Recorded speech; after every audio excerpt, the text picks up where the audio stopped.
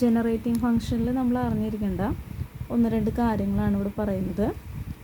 1 plus x plus എക്സിട്ര x raise to n ഇങ്ങനൊരു series നമുക്ക് തന്നിട്ടുണ്ടെങ്കിൽ അതിൻ്റെ ജനറേറ്റിംഗ് ഫംഗ്ഷനാണ് 1 minus x raise to n plus 1 divided by 1 minus X.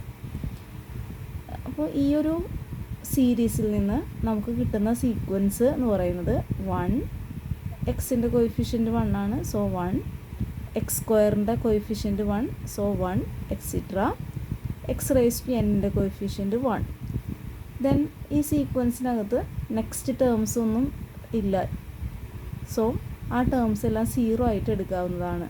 അങ്ങനെയാണ് ഇവിടെ 0 0 0 എക്സിട്ര എന്ന് വരുന്നത്. ഓക്കെ, ഇനി അടുത്തതായിട്ട് നമ്മൾ അറിഞ്ഞിരിക്കേണ്ടത് 1/1 plus x raise to n എന്ന് പറയുന്ന ഫംഗ്ഷന് ഒരു ഈക്വലായിട്ടുള്ള സീരീസ് എക്സ്പാൻഷനാണ്. ഇത് നിങ്ങൾ കാണാതെ പഠിക്കേണ്ട ആവശ്യമൊന്നുമില്ല.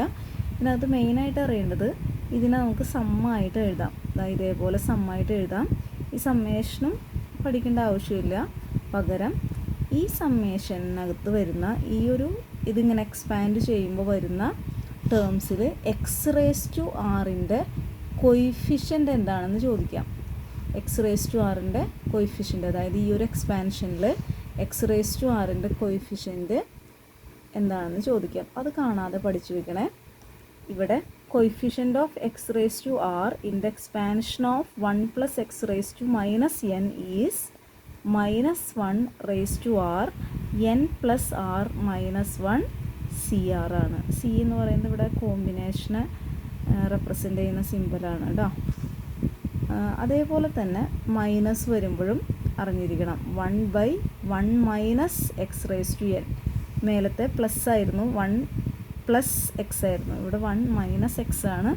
അങ്ങനെ വരുമ്പോൾ ഇവിടെ വരുന്ന coefficient of x raise to r എന്ന് പറയുന്നത് n plus r -1 C r ആണ്.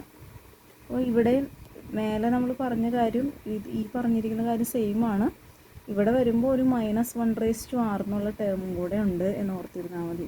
ഈ രണ്ട് കാര്യങ്ങളും coefficient of x raise to r in the expansion of എന്ന് പറയുന്ന പ്രോബ്ലത്തിൽ ഉപയോഗിക്കേണ്ട ഒരു ഫോർമുലയും കൂടിയാണത്. അത് വെച്ചിട്ടുള്ള ഒരു പ്രോബ്ലം നോക്കാം.